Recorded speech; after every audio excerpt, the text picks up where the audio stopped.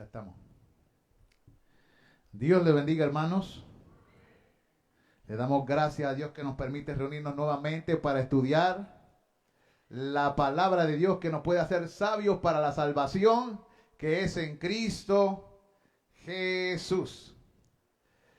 Y la semana pasada estuvimos contestando la primera parte de la pregunta número 158, que era ¿por quiénes debemos orar? Y dijimos que debíamos orar por toda la iglesia que está sobre la tierra, por las autoridades, mis ministros, por nosotros mismos, por nuestros hermanos y también por nuestros enemigos.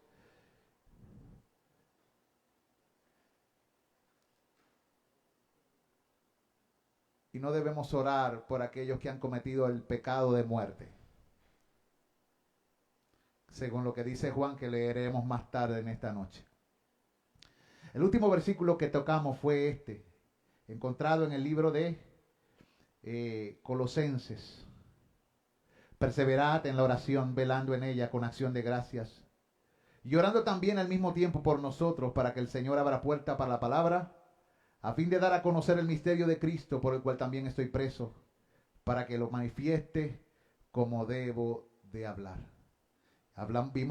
Discutimos cómo era importante perseverar en la oración, cómo debemos velar en ella. Discutimos acerca de la acción de gracias. Discutimos cómo debemos orar por nosotros mismos y pedirle a otros y orar los unos por los otros.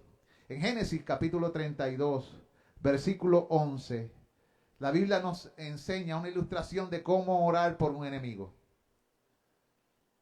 A veces uno ora por el enemigo para que Dios lo bendiga. A veces uno ora por el enemigo para que Dios te guarde de él. ¿Verdad? De hecho, la Biblia dice, guárdanos del maligno. Y hay gente que se deja usar por el maligno y tenemos que pedirle al Señor que nos guarde. ¿Verdad? Y en el libro de Génesis 32:11, la Biblia dice lo siguiente, y leo: líbrame ahora de la mano de mi hermano, de la mano de Esaú, porque le temo. No venga acaso y me hiera la madre con los hijos. ¿Quién estaba orando ahí? Jacob. ¿Qué temía Jacob? Jacob temía que su hermano viniera a vengarse y a cumplir aquella promesa que había hecho hace 20 años atrás, de que quería matar a él. Y como tenía hijos, y posiblemente cuando Esaú salió a buscar a su hermano, posiblemente él fue a matar a su hermano. Porque tú no sales con 400 y pico de hombres a encontrar a alguien para simplemente guiarlo. Y Jacob tuvo la bendición que se encontró con el Señor antes. Y el Señor lo bendijo. Si el Señor no lo hubiera bendecido, si no se hubiese arrepentido, si no hubiese tenido aquella situación donde él se encontró entre dos campamentos y luchó con Dios hasta el alba, ¿qué hizo él en ese momento? Orar. Aquello en aquel lugar, aquel encuentro con el ángel en Peniel, aquel encuentro con aquel ser, era un encuentro donde hubo una conversación con Dios. Si no me bendices, no te va. Ese debe ser la lucha que debe haber en nuestro corazón cuando nos encontramos con Dios en oración. Señor, yo no voy a dejar de orar hasta que yo sepa que tú has hablado, que tú has contestado, que tú me has bendecido y que tú trabajarás. Tú sabrás cómo lo harás. Pero él clamó específicamente: yo te pido que tengas misericordia de mí. Y dice ahí el texto: líbrame ahora de la mano de mi hermano. Qué oración increíble y triste. Que uno tenga que orar para que Dios te libre de la mano de un familiar, porque tu familiar se ha convertido en tu enemigo. Y eso no es algo solitario en la Biblia. Vemos en la Escritura que los hermanos pueden ser peligrosos. Pregúntale a Abel. ¿Qué le pasó a Abel? su hermano mayor lo mató. ¿Cómo trató Eliab a David cuando llegó a la guerra con el filisteo? ¿No lo menospreció en su corazón? A veces se ocurren este tipo de batallas. Y una de las cosas que nosotros debemos orar es por aquellos que son nuestros enemigos, aunque sean familia. En este caso, él oró por liberación, para que tanto él como sus esposas y sus hijos sobrevivieran el encuentro. ¿Qué podían hacer todos esos chamacos y esas mujeres? Y él, con quién sabe si tenía como 20 o 30 siervos, contra 430 varones de guerra. ¿Qué podía hacer? Si Dios no metía, intervenía y cambiaba el corazón de Esaú, él estuviera muerto. Allí lo que pasó fue que, no fue que fue sobornado por los regalos que le preparó Jacob. Allí lo que pasó fue que el hombre venía con una intención, pero Dios inclinó su corazón. Eso me acuerda cuando Saúl fue a perseguir a David con el propósito de matarlo, y el Espíritu del Señor vino sobre Saúl. ¿Y qué pasó? Saúl comenzó a profetizar junto con los profetas y desistió de asesinar ¿a quién? A David. Eso nos muestra la realidad de Proverbios 21. Creo que dice, como los repartimientos de las aguas, está el corazón del rey en la mano de Jehová. A todo lo que quiere, lo inclina. Significa que podemos orar tú y yo a Dios para que Él incline el corazón aún de aquellos a los que le tememos. Y podemos ser librados cuando Dios responde a favor nuestro. En Santiago 5:16 también nos dice por quiénes debemos orar. Santiago 5:16. Le voy a pedir a Lila que me lea ese versículo. Santiago 5:16. Confesaos vuestras ofensas unos a otros y orad unos por otros para que seáis sanados. La oración eficaz del justo puede mucho. ¿Por quiénes debemos orar? ¿Qué dice el texto? Los unos por los otros. Los unos por los otros. Aparentemente esos otros que están hablando ahí pueden ser personas con las que tú hayas tenido un conflicto, una riña, una pelea. Porque dice ahí, y el texto dice, confiésense en las ofensas los unos a los otros. ¿Ve? Hubo ofensa. O sea, dialoguen el uno con el otro. Y luego que se encuentren, tú has tenido problemas con alguien, ora por él. Y Dios promete ¿qué? Dios promete sanidad. Pero no hay sanidad sin confesión. ¿Ve? Hay gente que espera sentirse bien para confesar y para perdonar. No. Acércate a tu hermano, confiesa tu pecado, reconcíliate con él y espera sanidad. La sanidad viene siempre después. Primero tiene que haber ¿qué? Primero tenemos que bregar con el sucio. Tenemos que limpiar, ¿verdad? Tenemos que trabajar con eso. ¿Cómo? Yo pequé contra ti. No justificar. El problema es que la gente muchas veces cuando se reúnen se justifican. Es que tú me hiciste esto, es que tú me hiciste lo otro. Mira, que te hayan hecho o no hecho no justifica tu pecado. Cada cual es responsable ¿de qué? De su pecado. Pero hay una promesa para ti, una promesa de sanidad. Cuando tú confiesas tu ofensa y oras por tu hermano. Eso se parece mucho a lo que sucedió con Job. Él tenía unos amigos que se supone que lo consolaran y lo tiraron al medio. Le dijeron que él era el peor hombre del mundo, que había recibido lo que merecía, que todo lo que había sucedido era porque él en lo oculto era básicamente un servidor del demonio. Estoy parafraseando. Pero al final, ¿quién tuvo que orar por los amigos?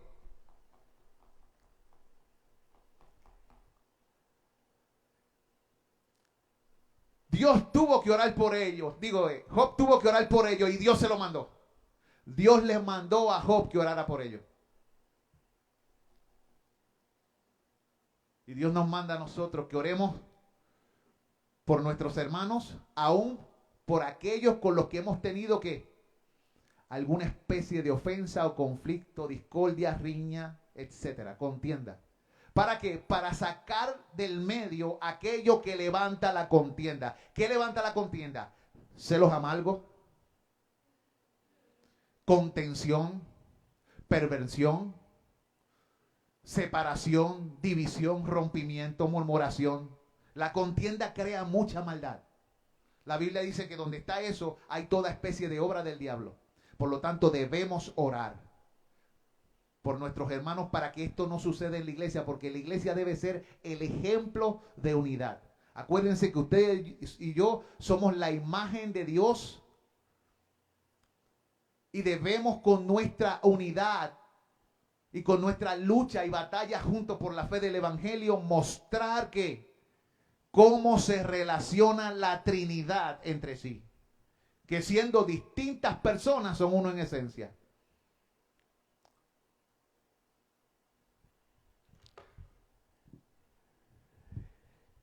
Y en Mateo 5:44 dice que debemos orar también por nuestros enemigos y hacer algo que nosotros no quisiéramos. Por ejemplo, Jonás no quería orar por sus enemigos, ni siquiera quería predicarles. Pero en Mateo 5:44 dice, pero yo os digo, amad a vuestros enemigos. Jesús está hablando. Les digo, esto es una instrucción del verbo. Amad a vuestros enemigos. Es una orden, no es una sugerencia. No es, ¿deberías amar a tus enemigos? ¿Te conviene amar a tu enemigo? No, lo pone en forma de mandato. Amad a vuestros enemigos. Bendecid a los que os maldicen. Dios no te está diciendo una sugerencia. ¿Tú quieres la bendición del cielo? La bendición del cielo viene por los medios dados por Dios, según la manera y el camino de Dios. Dios dice, bendice a los que te maldicen. Ahora piensa en aquellas personas con las que tú tienes algo en tu corazón, que tú no has podido perdonar, que tú tienes luchas en tu corazón con esa persona, o cada vez que la ves esa persona, algo sucede en tu corazón que no está bien. Eso es pecado. Eso es que hay algo ahí y eso es pecado. Y en ese momento, ¿qué tú tienes que hacer? ¿Qué Dios te manda a hacer? Ámalo. Tú quieres ser como yo, aprende a amarlo. Tú quieres ser como yo, bendícelo. Quiero que no tan solo lo ames, quiero que lo bendiga. Habla bien de él siempre. No le tires a la espalda. No le tires hablando con otro hermano, bendícelo, habla bien de él. Esto es difícil, conlleva que te niegues a ti mismo. ¿Tienes alguien así en tu vida? Que lo ves y algo pasa ahí dentro de ti, que no lo puedes sobrellevar. Dios te dice, bendícelo, ámalo. Y luego dice, hazle bien. Fíjate, primero te dice que lo ames. Está bregando con tus emociones y con lo que tú eres. Luego te dice que hables bien de él. Ahora te dice, comienza a practicar cosas. ¿Qué cosas buenas puedes hacer por él? Esto es humillante. ¿Qué ustedes creen? ¿Es humillante? ¿Qué hizo Cristo por aquellos que le aborrecían? Trabajó por ellos. Dice la Biblia que él anduvo haciendo bien a todos, sanando a los enfermos, librando a la gente de demonios y enseñando el reino de Dios. Él le llamó a eso y luego morir por ellos. Humillarse hasta la muerte y muerte de cruz. Eso es amor. ¿Ves lo que está diciendo? Vas a amar en tu corazón, vas a usar tu boca para bendecirlo, vas a hacer obras que muestren que no tan solo amas por la boca, y si es necesario vas a morir por ello, lo vas a tener que hacer. Y va a ser bien difícil, porque te vas a tener que tomar esa cruz y morir en ella, porque tienes que negarte a ti mismo. La gente se cree que seguir a Cristo es fácil. No, seguir a Cristo requiere el poder de la Trinidad, ¿sabes? El Padre, el Hijo y el Espíritu Santo tienen que estar contigo, porque si no, tú vas a entregar todo. ¿Qué? Yo voy a hacer eso. Tu corazón tiene que cambiar, porque no es natural, hablando desde el mundo caído, hacer esto que estamos diciendo. El Señor está pidiendo aquí que nosotros muramos en todos los sentidos. Pablo decía, de cierto te digo que cada día muero. Pero mira cómo termina ese texto, porque estamos hablando de la oración. Dice, y orad por los que os ultrajan y os persiguen. Ultrajar, ¿eso cómo se escucha? ¿Sabe lo que es eso? ¿Alguna vez a usted alguien lo ha ultrajado?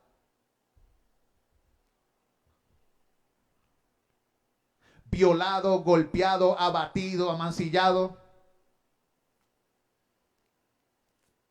pateado, tanto en alma como en cuerpo. Qué cosa difícil. Y de momento el Señor te dice, quiero que dediques tiempo a la oración por ellos.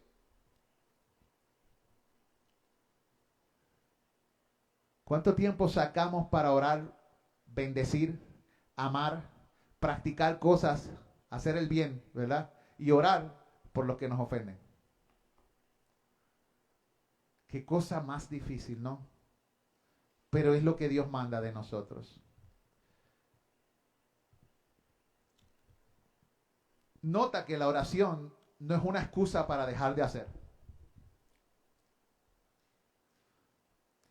En el versículo anterior vemos que ellos se confesaron las ofensas unos a otros y oraron los unos para los otros, y mostraba que la oración eficaz del justo puede mucho, y el justo es aquel que hace lo que Dios manda, el que dice que el que hace justicia,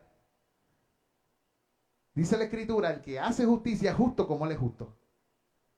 Y aquí la palabra justicia no es justificación, es rectitud. Una vida de rectitud. Righteousness sería en inglés. Una vida de integridad. Una vida que trabaja. Una vida que se niega. O sea que la oración siempre va junto con una actitud delante de Dios. De obediencia. A veces le pedimos a Dios, Señor, yo quiero esto, pero no estamos dispuestos a que cuando Él nos habla, ¿qué? Obedecer. La oración es una conversación ¿con quién? Con Dios.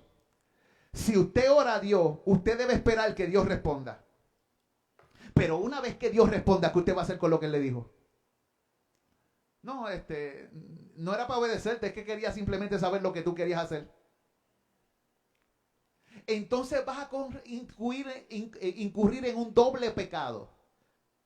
Porque primero oraste. Luego Dios habló y te dijo lo que tenías que hacer. Pero ahora no estás dispuesto a hacer lo que Dios te manda en medio de la oración cuando te respondió. Y entonces muestra un corazón que no ama, que no bendice,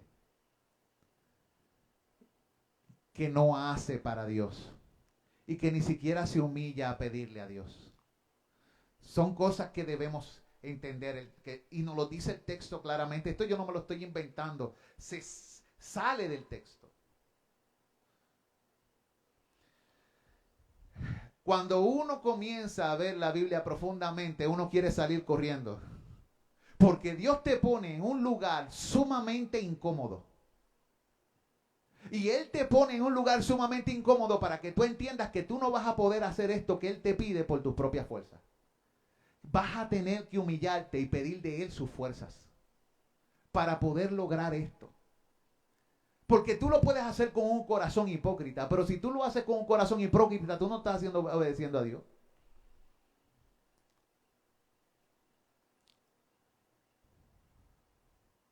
Tú puedes decir que oras por tu enemigo y cada vez que hablas estar maldiciéndolo, o hablando mal de él, o pensando mal de él, o decir cosas malas de ella persona, de lo que tú sientes cada vez, o lo que te hace sentir.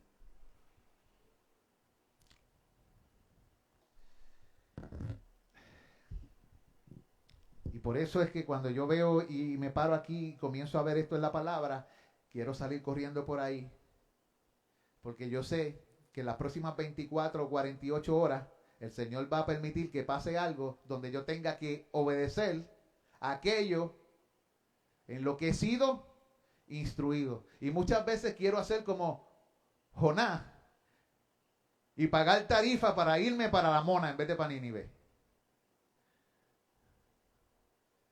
Pero de momento el Señor me dice, no, no hay escapatoria. ¿A dónde te irás de mi espíritu? ¿A dónde huirás de mi presencia?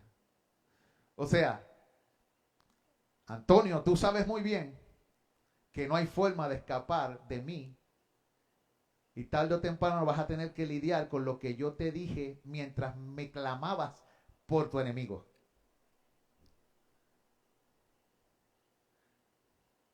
Ahora, así que acuérdense, amen, bendigan, hagan bien y oren.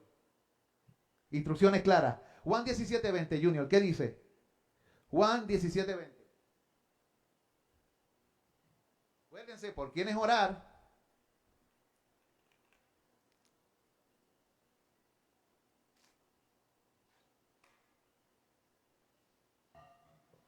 Jesús es el que está orando ahí. Mas no ruego solamente por estos, sino también por los que han de creer en mí por la palabra de ellos. Jesús está hablando con sus discípulos luego que tuvieron aquel evento de la cena, ¿verdad? Y en esa oración que se conoce como la oración sacerdotal, Él comienza a clamar por lo que el Padre le ha dado al Hijo. Pero cuando dice, mas no ruego solo por esto, ¿a quién se estaba refiriendo? A los discípulos que estaban allí con Él en ese momento. Pero luego dice más adelante, no tan solo ruego por ellos, ruego también por los que han de... Hermanos, ¿por quiénes debemos orar? Por los discípulos que están cercanos, por tus hermanos y hermanas de la iglesia, por tus hermanos y hermanas de otras iglesias, pero también por aquellos que han de creer por la palabra que predicarán tú, tus hermanos, tus hermanas de las distintas iglesias de Cristo. Ahora mismo Cristo está intercediendo por ti, por mí. En aquel entonces intercedió por ti, por mí, porque nosotros somos aquellos que creímos por la palabra de ellos. Cristo ha contestado la oración para con nosotros, pero todavía hay otras personas que no lo conocen y usted y yo debemos comenzar a orar. Señor, te pido por aquellos que han de creer, te pedimos, Señor, que cuando esta gente salga a predicar, Padre, yo te suplico que tú entres en la casa y haya hijos de paz allí, de tal manera que cuando la paz sea declarada, la paz permanezca. Porque nosotros hemos venido a traer el mensaje de la paz y de la reconciliación. Y le decimos al mundo que reconcíliate con Dios. Vamos a entrar a casa de gente que son enemigos de Dios. Pero vamos con un mensaje de paz y de reconciliación. Y al mismo tiempo rogamos por aquellos de entre ellos que creerán. Nosotros no sabemos quiénes son. Solamente son conocidos del Padre y nos daremos cuenta cuando crean.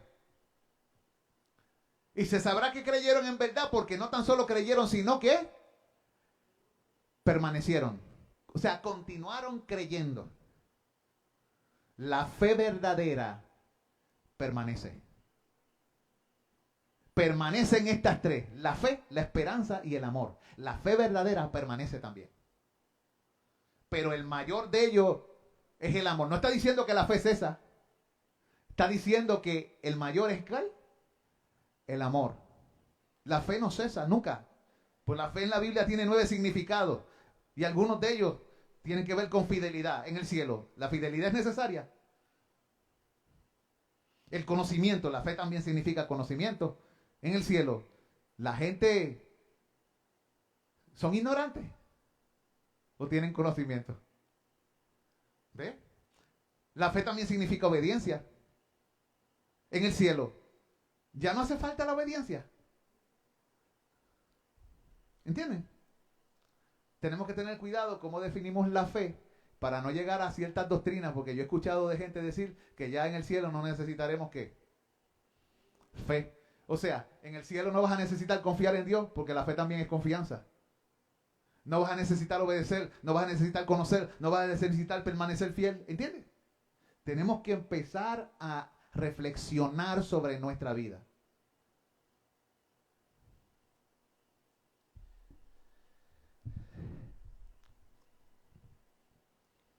En el cielo, ¿vamos a aprender cosas nuevas de Dios? ¿Sí? ¿Vamos a recibir continuamente cosas nuevas de Dios? ¿Vamos a seguir aprendiendo cosas que no sabíamos antes? ¿Conoceremos y proseguiremos en conocer a Jehová? ¿Cómo se llama eso? Esperanza. Siempre estamos con la expectativa de que vamos a recibir de Dios algo que nuevo, un nuevo conocimiento, una nueva verdad, una nueva experiencia. Y vamos a terminar como los querubines de gloria, como los serafines, cantando: esto que Dios me ha mostrado hoy es diferente. Santo, santo, santo, Jehová de los ejércitos. Verdaderamente yo no había visto esto ahora, pero toda la tierra está llena de tu gloria. Tú y yo vamos a permanecer aprendiendo, conociendo y llenándonos hasta los días de la eternidad, porque el entendimiento de Dios no hay quien lo alcance.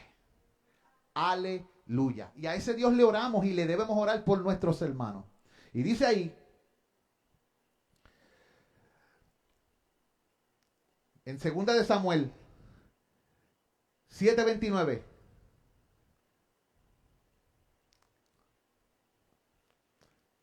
Porque debemos orar también por nosotros para permanecer. 2 de Samuel 7:29. Tenemos que orar por nosotros para que perseveremos, para que no nos rindamos, para que no... Hay una palabra que usa la Biblia, claudicar. El ser humano tiende a comenzar bien enfiebrado, como dicen por ahí las cosas, y luego en el camino ve las dificultades o ve que el camino es largo, y ¿qué hace? Se desanima y muchas veces abandona aquello para lo que fue llamado. Pero nosotros debemos orar constantemente: Señor, permíteme correr la carrera. Esto no es una carrera rápida, esto es un maratón. Permite que el resto de la vida que me queda pueda correr la buena carrera. Y dice en 2 de Samuel 12, 21 al 22. ¿Qué dicen ahí? De 21 al 23. 2 de Samuel, capítulo 12, versículos 21 al 23. ¿Qué dice ahí, Ney?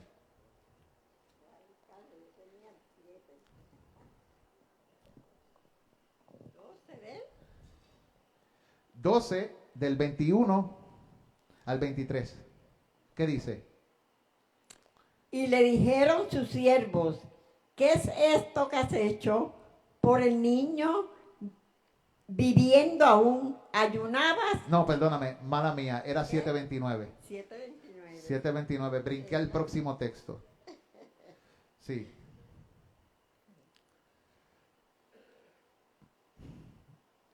Primera de Samuel, 2 de Samuel 7:29. Ten ahora bien bendecir la casa de tu siervo, para que permanezca perpetuamente delante de ti. Porque tú, Jehová Dios, lo has dicho.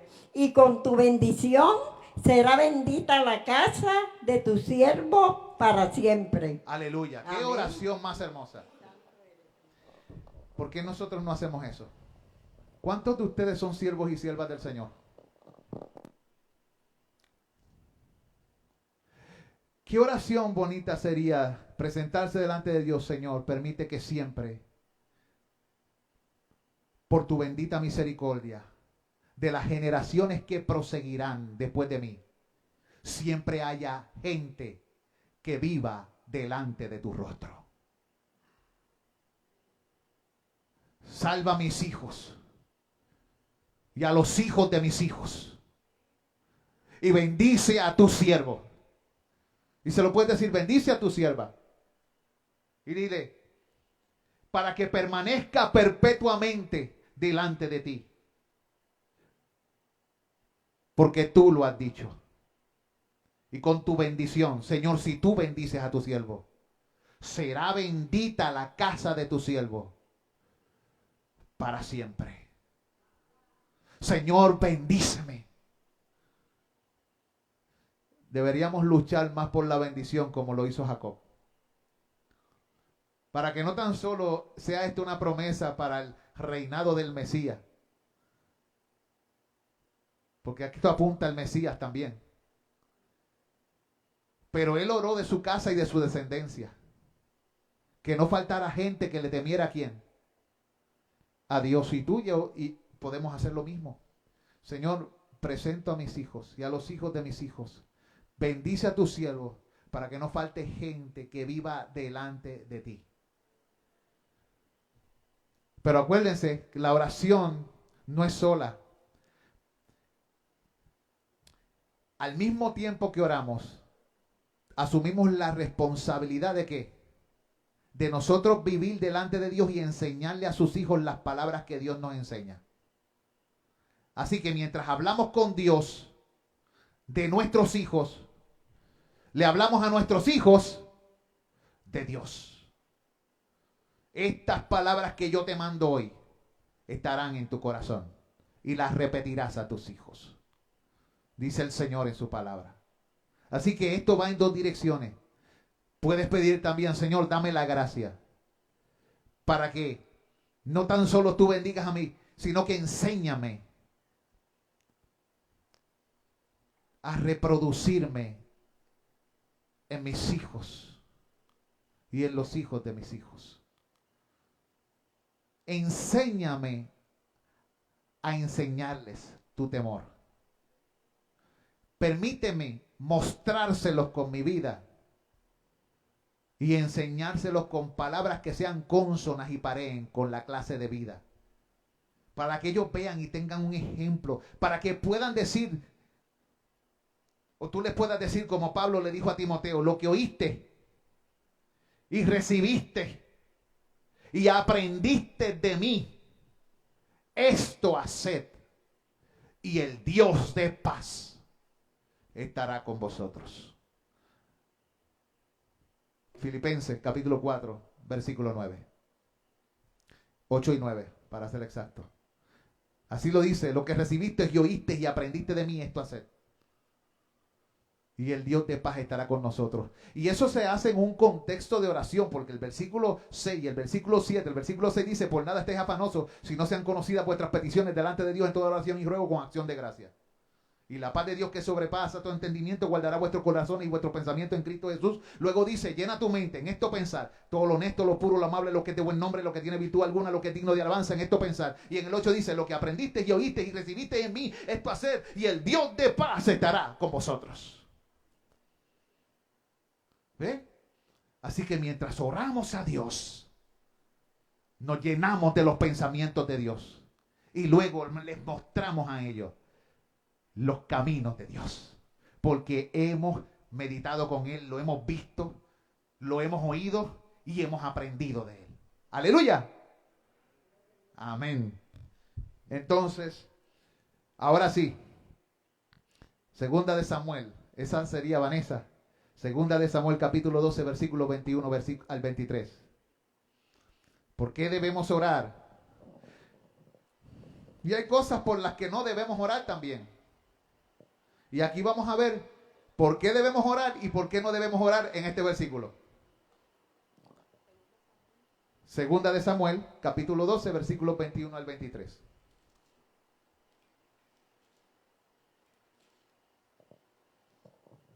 Doce, 29 al 33. Sí. Segunda de Samuel 12, versículos 21 al 23. por quiénes debemos orar y por quiénes no debemos orar. Y le dijeron sus siervos, ¿qué es esto que has hecho? Por el niño viviendo aún ayunabas y llorabas, y muerto él, te levantaste y comiste pan. Y él respondió, viviendo aún el niño, yo ayunaba y lloraba diciendo, ¿quién sabe si Dios tendrá compasión de mí y vivirá el niño? Mas ahora que ha muerto, ¿para qué he de ayunar? ¿Podré yo hacerle volver? Yo voy a él, mas él no volverá a mí. ¿Por quiénes debemos orar? Por los vivos. ¿Por quiénes no debemos orar? Por los muertos. ¿Conoce usted alguna iglesia que ore por los muertos?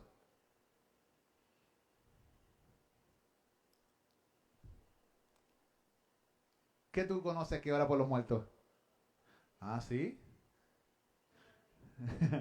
¿Verdad? Tienen lo que se... ¿cómo se llama? ¿Novenaria? ¿Cómo? Las 9 novenas. Parece que David no estaba de acuerdo. Es que no aparece en la Biblia ese ejemplo para ninguna. La oración siempre es a favor de los vivos. Este rey era íntimo con Dios. Era un hombre conforme al corazón de Dios. Él conocía a Dios. David en un momento dado cayó bien feo, pero se arrepintió bien poderosamente y dio frutos de arrepentimiento. Sí, porque a veces nos centramos más que en lo negativo, pero la mayor parte de las cosas que hizo fueron buenas. Ahora, él nos dio un ejemplo. Mientras el niño estaba en vida y enfermo, ¿qué es lo que nosotros debemos hacer? Mientras la persona tenga vida y esté enferma, vamos a orar. ¿Y qué vamos a orar? Señor, llévatelo. ¿Cuál fue la oración de él? La oración siempre es para salvación y para salud. Tú no oras, Señor, permite que le dé un cáncer y se lo lleve quien lo trajo. Eso es una maldición, eso no es una bendición. Eso no se le desea, según la Biblia, ni a los enemigos. Que venga un buche y se ahogue con él. ¿Qué es eso? No, tú no oras eso. Eso es otra maldición. ¿Verdad que sí? No, tú dices, Señor, permítele respirar, permítele vivir, ten misericordia de él, concédele una oportunidad. Señor, si no te conoce, concede que te pueda conocer en el camino. Si es impío, ora más todavía. ¿Por qué? Porque si muere en la condición de impiedad, va a permanecer en esa condición por los siglos de los siglos. Pues entonces tú oras porque por misericordia, por salvación, por vida. Debes orar hasta por los que te ultrajan, los que te persiguen, los que hacen toda especie de mal contra vosotros mintiendo. Una de las cosas que hace la iglesia sufriente, ¿saben qué es? Es pedir por la salvación de los enemigos, de los que los asesinan. Cuando tú escuchas las oraciones de estas personas, tú te das cuenta la profundidad de vida de oración y de cercanía con Dios que tienen. Porque para hacer ese tipo de oración, creerlo y desearlo, hay que estar bien vivo con Cristo en el corazón. Porque lo normal es que si te hacen daño a tu familia, como dice la hermana, tú tengas en un momento dado sentimientos adversos y posiblemente todos ellos al principio, ¿qué querían? Venganza, represalia, repercutir. Pero llega un momento en la vida de ellos, yo sé porque yo tengo testimonios de ellos y nosotros hemos visto testimonios de ellos, donde ellos son limpios por el poder del Espíritu Santo y la palabra, y Dios les enseña a amar a sus enemigos y aún buscar y predicarles.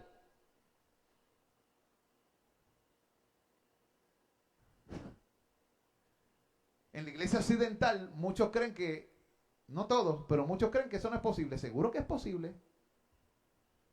Para Cristo, todas las cosas son posibles. El problema es que no lo creemos. Tenemos una fe intelectual, pero necesitamos una fe que no tan solo sea cerebral, sino que también tenga actividad experiencial, que tenga patitas, que camine, que se mueva en obediencia. Yo no lo siento, pero sé que es así, porque la boca del Señor lo ha hablado. Y lo voy a ver, estos ojos lo verán, y no otro. ¿Ve? Tenemos que empezar a hablar de esa manera. Voy a creer en Él. Aunque Él me matare, en Él esperaré. Esa clase de fe, esa clase de vivencia, ese tipo de oración. Pero si es un muerto, murió. Dice, mas ahora que ha muerto, ¿para qué he de ayunar? ¿Podré yo hacerle volver? Yo voy a Él. O sea, yo voy a morir un día, pero Él no va a volver a mí. Pero ahora la gente parece que no entiende el texto y se pone a orar por los muertos.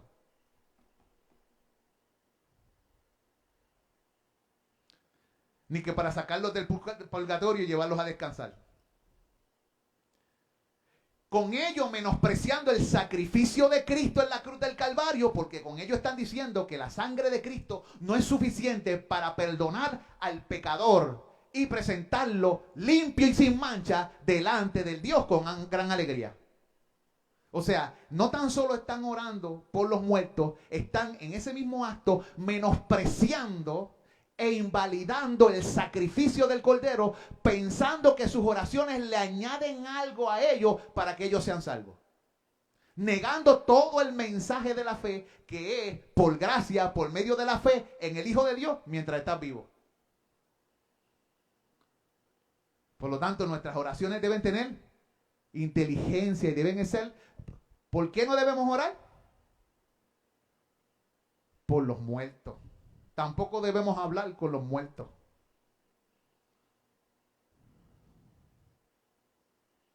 Hay gente que quiere tratar de hablar con los muertos. Hay gente que tiene relaciones con los muertos. Necrofilia. Hay gente que usa poderes ocultos que tienen que ver con muertos. Necromancia. Todas esas cosas son cosas que son aborrecidas por Dios. Dios lo aborrece. Primera de Juan capítulo 5 versículo 16 dice, si alguno viera a su hermano cometer pecado que no sea de muerte, pedirá y Dios le dará vida. O sea, si tú ves a tu hermano que ha pecado, tú vas a orar por tu hermano. Pero de momento dice, esto es para los que cometen pecado que no sea de muerte. Hay pecado de muerte por el cual yo no digo que se pida. Hay ciertos pecados que dejan a una persona abandonada a sí misma. Hay un momento en la vida de alguien que esa persona es dejada a sí mismo, a su maldad. Romanos habla de eso. Son entregados a su maldad para que cosechen mientras practican su maldad todo lo que su maldad genera. Y son entregados.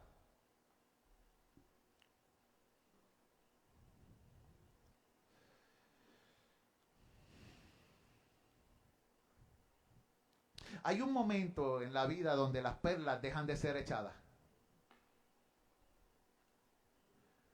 Tú le puedes estar predicando a alguien la palabra preciosa de Dios que es una perla. Pero hay un momento en que el Espíritu te dice no le hables más. Y en ese momento, ¿qué tú debes hacer? Y si lo sigues haciendo, ¿qué estás haciendo? Echándole las perlas ¿a qué? ¿Y qué dice la Escritura? Que no le echen las perlas a los cerdos. Nosotros predicamos Y predicamos, y predicamos, y predicamos, y predicamos. Pero llega un momento, a mí me pasó en una ocasión, no lo hagas. Y la gente empezó a molestarse conmigo y yo, hermano, pero deberías ir, no puedo. Es que la Biblia, tú no entiendes. Va a pasar esto, esto y esto porque está pasando esto, esto y esto y tú no lo entiendes, ni siquiera me lo vas a creer, hasta que comenzaron a verlo ellos mismos. Y la persona comienza a descender de mal en peor y a cosechar y su corazón se endurece.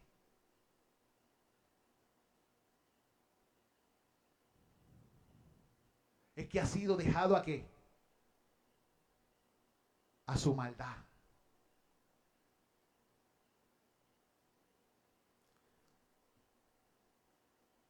Y a veces uno intenta salvar a quien Dios ha decidido. Por eso esto es una cuestión de la soberanía de Dios. Y tú haces las cosas.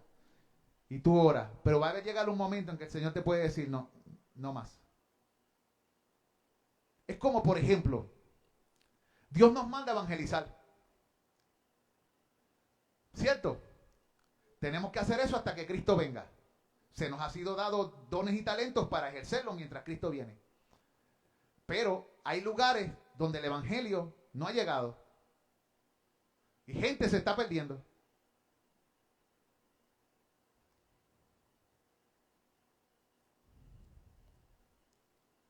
Sodoma y Gomorra, dijo Jesús que si en Sodoma y Gomorra se hubiesen hecho los milagros que se hicieron en Capernaum, ellos se hubiesen arrepentido.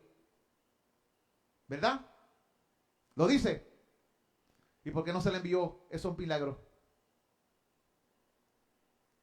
Note lo que Jesús está diciendo. Si en Sodoma y en Gomorra se hubiesen hecho los milagros que se hicieron en ti, Capernaum, hace tiempo se hubiesen arrepentido. No se les envió eso.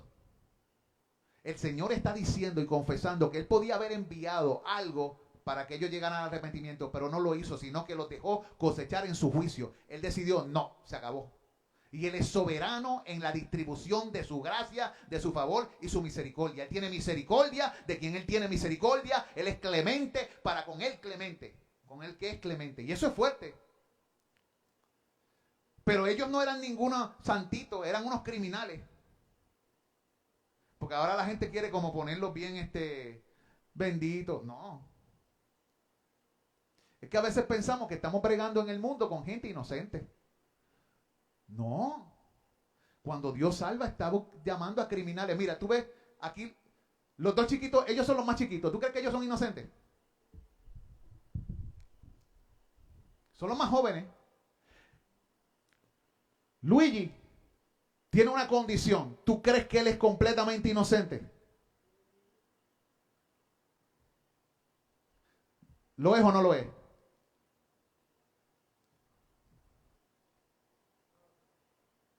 ¿Cómo? Él sabe lo que es malo y lo que es bueno y a veces hace también ¿qué? Lo malo. No existe en este mundo nadie inocente. La primera vez que yo comencé a hacer poca vergüenza, yo tenía 3 años. 3 años. Y yo sabía lo que estaba haciendo. Y la gente dice, no, es que son inocentes. No, hombre, no. Hay que ser ignorante. Dios dice que los hombres son malos.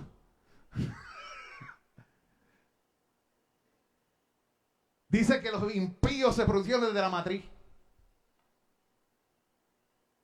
Por eso tenemos que orar. Porque solamente Dios puede cambiar naturalezas. Tenemos que orar. Pero hay pecados por los que uno no ora. Hay situaciones que son muy de Dios. Y nosotros tenemos que, en ese momento, decir, bueno, Señor, tal vez yo no lo entiendo. Pero es que yo no sé lo que tú sabes. Y eso nos hace, ¿qué? Nos pone en una condición de humildad, porque muchas veces nosotros juzgamos a Dios y nos ponemos, si yo fuera Dios yo haría esto, y juzgamos a Dios. Si en la palabra dice que hay cosas por las que no se debe orar, es porque hay cosas por las que no se debe orar. Si la palabra dice que hay cosas por las que se debe orar, es porque hay cosas que se debe orar. Y nosotros tenemos que hacer como decía este escritor antiguo, no voy a mencionar su nombre porque hay gente que lo escucha por las redes y ya. Pero él decía que cuando Dios hablaba teníamos que humillar nuestro corazón delante de la majestad de nuestro Dios. O como el de Lamentaciones, que es Jeremías, que decía, me callé y puse mi mano en mi boca porque tú lo hiciste. En esos momentos dice, bueno, tú eres Dios. Hay cosas que tú sabes que yo no sé. Eso es más sabio, ¿no? Que ponerse a pelear con el Dios omnipotente. Eso está escrito allí. Y yo he luchado con ese texto y he buscado todos los argumentos de ese texto y mucha gente dice, ¿y de qué están hablando allí? Yo creo que he buscado como más de 13 o 14 comentarios y todos ellos se quedan así como en shock. Algunos no quieren ni comentarlo. Pero no podemos dejar de comentarlo porque la Biblia dice que no podemos rehuir de anunciar todo el consejo de Dios. Lo que nos gusta y lo que no te gusta. Es como una exhortación que dijo la hermana un jueves, hace 2 jueves. No es como yo digo, sino como Dios manda. Así es la cosa. No es como yo digo, es como Dios manda. Mire esto. Último versículo, quisiera que me lo leyera Giovanni. No hay versículo aquí. Es una pregunta. La pregunta es, ¿por cuáles cosas debemos orar? ¿Por cuáles cosas debemos orar? Contestamos por quiénes debemos orar. Ahora es por cuáles cosas debemos orar. Debemos orar por todas las cosas que tienden a la gloria de Dios. ¿Por qué debemos orar? Por todas las cosas que tienden a la gloria de Dios. Eso es número 1. Al bienestar de la iglesia. Debemos orar por todas las cosas que tienden al bienestar de la iglesia, de nosotros mismos y del bien de los demás, sean de la iglesia o no. Pero no podemos orar por alguna cosa que sea ilícita. No podemos orar por alguna cosa que sea ilícita. ¿Saben lo que significa esa palabra? Ilícita. ¿Tú mencionaste algo? ¿Ilegal? Exactamente. No debemos orar por algo que sea ilegal. Señor, yo sé que yo estoy casado, pero concédeme esta dama. Hay gente que ora así de desagradable y pecaminoso. Eso es una petición que es contraria a la naturaleza santa de ¿quién? Señor, quítale el trabajo a mi prójimo para que yo lo obtenga. Eso nace de un corazón que es como envidioso. La fuente es pecaminosa. Así que aquello que es avaricioso, envidioso, aquello que no glorifica a Dios y que no muestra desde el origen algo que es bueno, bienestar, algo que es bueno, nosotros no debemos orar. Pero sí debemos orar por todo lo que es bueno. La gloria, que Dios sea glorificado es bueno. Que la iglesia sea bendecida es bueno. Que tus padres, tus hijos, tus hermanos y tus compañeros sean bendecidos es bueno. Que tus enemigos sean bendecidos es bueno. Que tus gobernantes sean bendecidos es bueno. Si ellos lo usan para mal, eso es otra cosa. Hay gente que usa lo que recibe como bendición y luego lo usa para mal. Por ejemplo, Salomón recibió muchas bendiciones de Dios, ¿verdad? Pero en un momento dado, la sabiduría parece que la omitió y comenzó a construir con todas esas riquezas que templos para los dioses de sus muchas esposas. La bendición que había recibido de Dios para la gloria de Dios la invirtió en construir templos enormes para dioses falsos. Tengamos cuidado. Esto que le pasó a él nos sirve de advertencia a nosotros. Hay cosas que son muy buenas, pero no hay nada mejor que temer a Dios y guardar su palabra. Esa fue la enseñanza que aprendió Salomón. El fin de todo discurso oído es este: teme a Dios y guarda sus mandamientos, porque eso es el todo del hombre. Si Dios lo permite, dentro de 3 semanas, si Dios lo permite, continuaremos con este estudio y comenzaremos a demostrar esto que hablamos, esta definición, por qué debemos orar. Acuérdense que hoy contestamos por quiénes debemos orar. Y esto es, ¿qué cosas debemos pedir? La gloria de Dios, el bienestar de la iglesia, tu propio bienestar, el bienestar de tu prójimo. ¿Ve? Vamos a orar. Soberano Dios, te pido en el nombre de Jesucristo que tú seas glorificado y santificado en nuestras vidas. Que nuestros corazones aprendan tu temor, a reverenciarte. Enséñanos a conocerte. Permítenos experimentarte de día en día. Guíanos, dirígenos, gobiérnanos,